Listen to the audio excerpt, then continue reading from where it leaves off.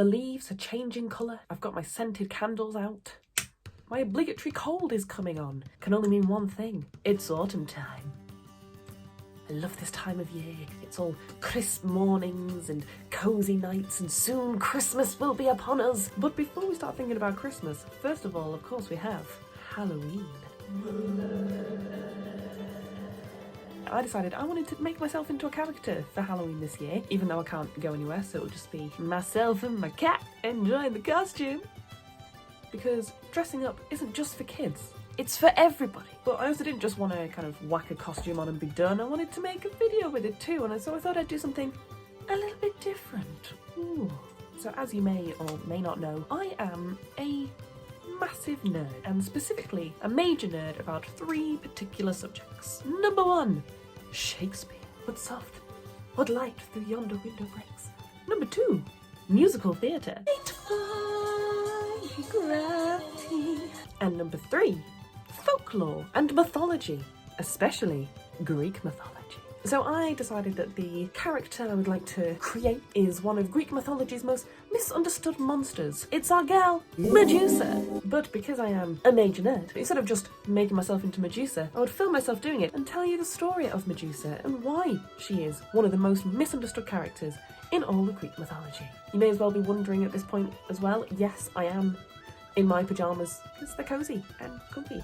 And so first of all, I'm just going to gather all my materials for what I need. Here we go. Makeup stuff, lots of rollers, bit of hairspray, more makeup, and of course, most importantly for any Medusa costume, snakes.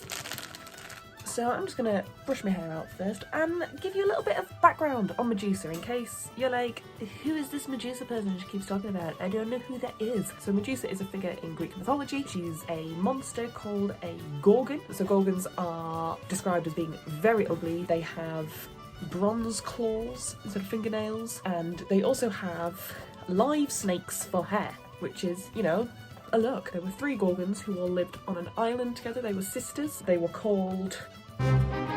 quick disclaimer, I am definitely going to pronounce quite a lot of these Greek names wrong. If you are Greek, I apologise profusely. I'm just really bad at pronouncing stuff. So the Gorgon sisters were called Stheno and Uriale, Pam and Janet. And of course, our good friend Medusa. And so they all lived on an island together, living the best Gorgon life. But Medusa, out of the 3, actually had a other special ability that if you looked into her eyes, you would be turned to stone. Best known part of Medusa's story is this, that she was a monster on this island with her 2 sisters, and the Greek hero Perseus was given a kind of impossible task to do by an evil king, hoping to get rid of him. He was tasked with bringing this king called Steve, bringing back Medusa's head for him. So Perseus sets off to the island to get Medusa's head. Everyone who's ever tried before has been turned to stone, obviously, because she just has to look at them. And they turn to stone. But Perseus gets a bit of help along the way. He gets some winged sandals from the god Hermes, that means he can fly. He gets a hood from Hades, god of the underworld, which means he's invisible. And then Athena, the goddess of wisdom and strategic war and all-round know-it-all, gives him a polished, shiny shield that reflects things like a mirror. It's a mirrored shield, you know. Mirror shield. So he has all of these items. He's also got a big scythe. He goes to the island, fly and hover above them. He finds all the Gorgons asleep. He obviously can't look directly at Medusa or else he'll be turned to stone. So instead he uses the mirrored shield that Athena gave him to see where Medusa is, because he can see her in the shield, doesn't have to look at it directly, and cuts off her head, takes it back to the king in her 2 fingers up to him. Athena takes Medusa's head in the end, attaches her to her own shield, uses her as a weapon, and Medusa's head becomes a kind of symbol for Athena as well. And it's quite a famous symbol. It's used for quite a few things now. You may recognise it as this. And that is the well-known Medusa story, but not everybody knows the origins of Medusa, because Medusa is quite a special Gorgon, because she wasn't born a Gorgon. She was made into one. Ooh. and the story of how she became a Gorgon is quite the roller coaster, so hang on to your hats, everybody. But before we dive right into the story, I'm just gonna start on my look a bit more. So I'm thinking usually you tend to do face and then hair, but because I've got quite a lot of hair, I'm gonna do my hair first. So my concept for this Medusa look is, it's Medusa, but chilling. It's a chilling Medusa. She's at home, you know, she ain't out petrifying people today, giving herself a day off, run a nice bath, get a glass of wine. She's gonna watch some ancient Greek Netflix and just have a lovely day. And so with that idea, I am doing Medusa with her hair in rollers. So I had a tiny little practice with this before and it worked middlingly well. So this is my second attempt at this and we'll see how it goes. So basically this is not how you'd put actual rollers in, but it's how I'm doing it for today. So I'm just wrapping, and then I'm also gonna add some snakes in. And there we go. That's my first kind of roller in. It will look better as I add more, I promise. I hope, I pray. So how did Medusa become a Gorgon? If she became a Gorgon, what did she start out as? So Medusa was actually a human to start off with. By all accounts, a rather attractive one. She was an absolute beauty. She had many, many suitors. She was very beautiful. Maybe she's born with it. Maybe it's Maybelline. So she was definitely born with it because they didn't have Maybelline in ancient Greece. So Medusa has all these suitors, but she doesn't want any of them. Instead, Medusa wants to be a priestess for the goddess Athena. And part of that, because Athena is a virgin goddess, she also has to live a virgin life. And that suits her fine. She's like, cool beans. That's great. Like, I've got my gals, I've got my career, I'm a strong independent woman, I don't need no man. She's just having a great time. Until one day something happens which I will just say does involve an assault on Medusa. I'm not going to go into graphic detail, but if you do want to skip ahead, that's absolutely fine. Just skip to this time. That's something you don't want to hear about, that's absolutely fine. So what happens is one day Medusa catches the attention of Poseidon, the god of the sea, that well-known guy, and he decides he really wants Medusa, but again she's like, no, I'm a priestess of Athena, I am living a virgin life, I've got no time for you, Poseidon. But Poseidon decides that he doesn't like this answer, and so he follows her back to her temple, to Athena, and assaults her in the temple, and then afterwards just leaves her there. At which point Athena appears and Medusa is like, thank God, Athena, you're here. Did you see what happened? And Athena's like, yes, I did see what happened, and how dare you desecrate my temple in this way? You need to be punished. That's exactly what Athena does by turning her into a Gorgon and sending her to Gorgon Island, which sounds like it's quite a cool theme park, and also gives her the curse of not being able to look at anyone again. So if anyone looks at her, they get turned to stone. So then that takes us up to where most people know from. So Medusa is living on this island with the Gorgons, and then she comes and gets her head cut off by Perseus and all that jazz. But another little extra thing that happens after she has her head cut off, so since she was a Gorgon she couldn't give birth, but then once her head was cut off there was a space for the twins that she mothered to escape. Greek mythology is really weird. As you may or may not know, if you are impregnated by a god, you don't just have normal kids, it's a little bit freaky. So the first of Medusa's twins is a giant with a golden sword who is called Trisor? Ian. And then the second of the twins to escape is actually another famous Greek mythological beast, which you will possibly know even better than Medusa. It's a certain winged horse called Pegasus, because Poseidon, not only being the god of the sea, is also the god of horses for some reason. I don't know why, he just likes the sea and horses. So yeah, so Pegasus flies out of Medusa's neck as well. So Pegasus is the child of Medusa. Fun fact. Greek mythology is really weird. And there we go, and that's kind of the story of Medusa. I just really like the story because it is so interesting, the kind of themes of it, and I think it's quite pertinent for today. And I think it's a shame that we only know the kind of latter half of it. We only know Medusa as a monster and not as a person. And I think she's just a really interesting character, and one that we should talk about more often. So here we go, so I'm just gonna carry on putting all my snacks in my hair. Nearly done. So I might just skip ahead for you guys.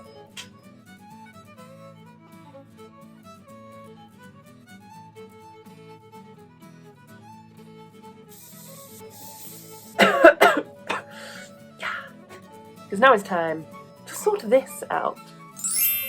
Let's get makeuping. So I'm just going to do very basic face because I feel like most of what I want to do is going to be about the eyes. The eyes is a window to the soul, and if you are Medusa, the window to death. I went from French to German then. Yep, and that's Russian. So obviously the story of Medusa is tragic. It's a very sad story. It's very like Me Too kind of story. So, there's a wasp. How is there a wasp in here? It's October. Get out. Get out. Did you know that if you like attack a wasp and it gets angry, it will release a load of pheromones that let all its waspy buddies know that it's in trouble, and then that's when all the wasps will descend, and that's what I do not want. So I released the wasp out the window and then it almost immediately flew back in, but I've closed the window now so it won't disturb us anymore. Anyway, so where was I? What was I up to? Oh yeah, so Medusa. I mean, she's kind of seen nowadays in media a bit more of a kind of feminist icon because of the Me Too angle of her story. Shows victim blaming and stuff like that. But I did actually read a thing which I found quite an interesting take on it, was that basically there was a rule among the gods that they couldn't punish each other. It was like a bro code that they had. When Athena saw what Poseidon had done to one of her prized priestesses, she was livid, but couldn't do anything to Poseidon. She wasn't allowed to punish him, and it was expected of her that she would punish Medusa. So she did punish her in a way. Medusa was being bothered all the time by all these suitors, so Athena made her undesirable. Sent her to a beautiful tropical Greek island with two lovely sisters where she can just live life as she pleases, not being disturbed by any men. And also Athena gives her the weapon that if anyone does come and try and bother her, all she has to do is look at them and they turn to stone. So no one will ever be able to attack and harm her again until Perseus comes along. But then afterwards Athena takes Medusa's head as her symbol. Either you can read it as kind of like a warning to others, I made an example of her, or as a yes, Medusa for the win, whoa, cool beans, which I quite like that interpretation of it. Don't know Medusa herself would quite see it that way, or maybe she does. Maybe she likes being a Gorgon. It's been quite telling in that Medusa has become a kind of figure of female rage. They did a survey at some point of like what fictional characters do you think of when you think of like female rage or female anger, and nearly everybody said Medusa, and I agree, and I think she's pretty cool. You don't want to mess with her. All she has to do is give you a withering stare and you're dead, son! So speaking of withering stares, my idea for this look is that I want to do a big thing on the eyes. I want it to look a little bit like stuff is coming out of her eyes, like we can see the kind of magicness of them, but then also that like around her eyes is kind of turning to stone as well. Power is kind of seeping out of her eyes. How am I going to do this? I have no idea. I have not practiced this. I've barely planned it, so let's have a go. But I have primed. I am ready. Let's go! Kind of want it to be really light around the eyes, then get darker, and then kind of go a little bit lighter again. Obviously with anything, you go from light to dark. I'm just gonna whack it on. Yeah, I always feel like with makeup as well, it always looks really terrible until the last second, and then suddenly it all comes together. So hoping for that to happen with me. So obviously the story of Medusa that I just told, that version, is one of several. As with all Greek myths, there are lots of different versions because they were kind of passed down word of mouth and then different people wrote them down, so there's quite a few different versions. But that's one of the reasons why I love Greek myths and stuff, because there's so many versions and interpretations of it, so I would definitely suggest having a read of some Greek myths. They're great. There's translations of the originals like Homer and the Iliad and whatnot. There's also books you can get which are like retellings of them, so like Stephen Fry's done a great series on them, and the third one is out, which I'm really excited to get. And also a place that I find is really good for learning about these stories is children's books. I found my love of Greek myths through a picture book that I had when I was younger. I used to read obsessively about all these Greek myths. Slightly simplified versions of it, so if you're like, oh, I want to know a bit more about Greek myths and stuff, but I just don't know where to start. Someone's like, oh, you definitely need to read Homer, you need to read Ovid's original.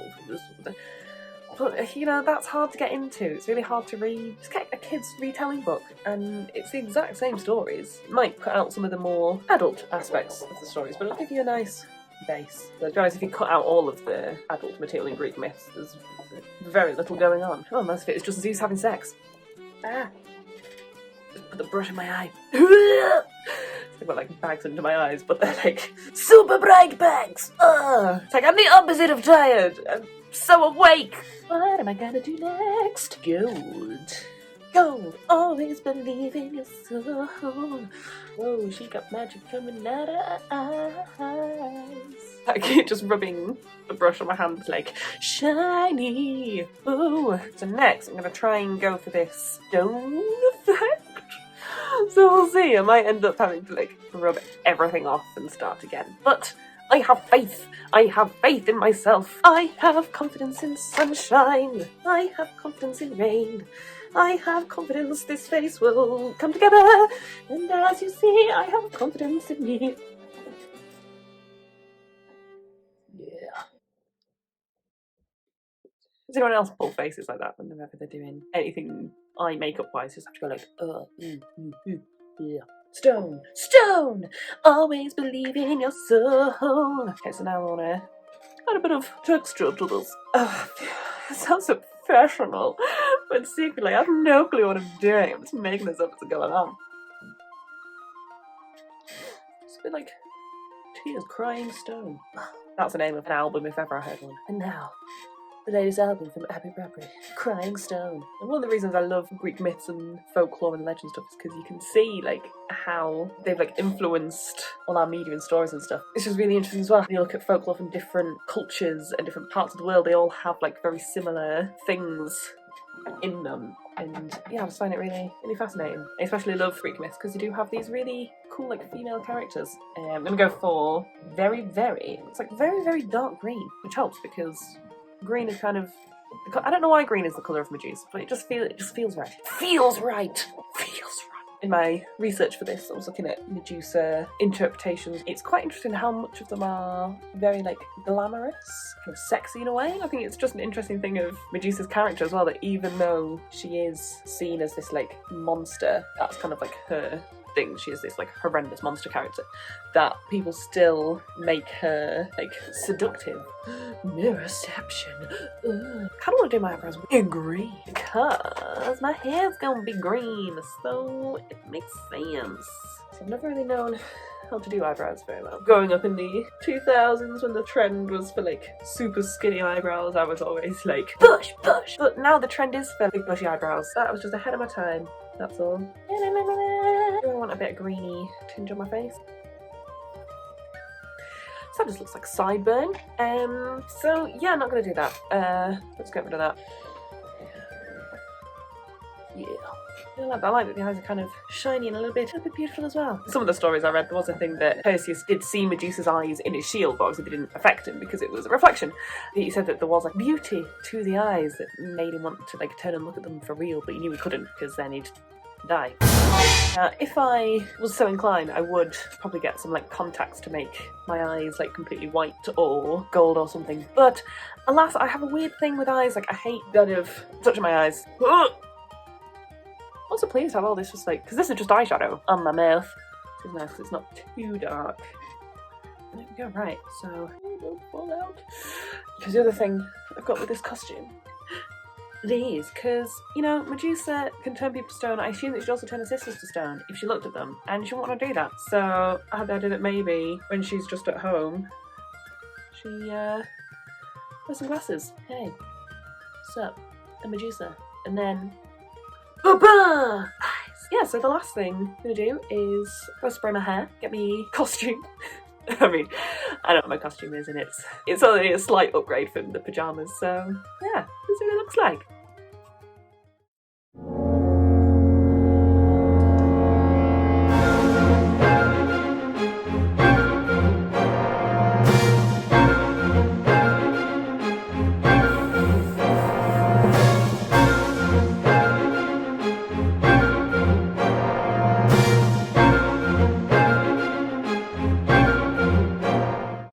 So this is it all finished. Overall, I'm pretty happy with it. If I was going to do it again, I think I'd possibly try and find a slightly less luminous green for the hair. I'd also possibly try and do a bit more on my face as well. I think I'm just not that confident at the minute with doing face things, and I was like, I just wanted to kind of concentrate on the eyes, make the eyes the big feature.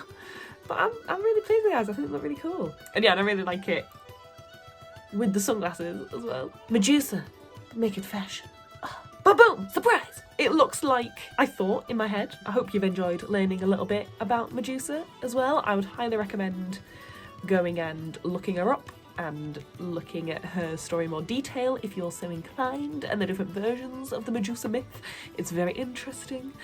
I really enjoyed doing this video as well, and I'd quite like to do some more. I was thinking I might do a Mythology Anthology.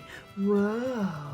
Where I do other ancient Greek mythological figures, gods and monsters and heroes. So if there's any particular Greek figure you'd like to see, let me know. So I suppose I will leave you with that. Have a very nice spooky Halloween, providing that I haven't turned you into stone.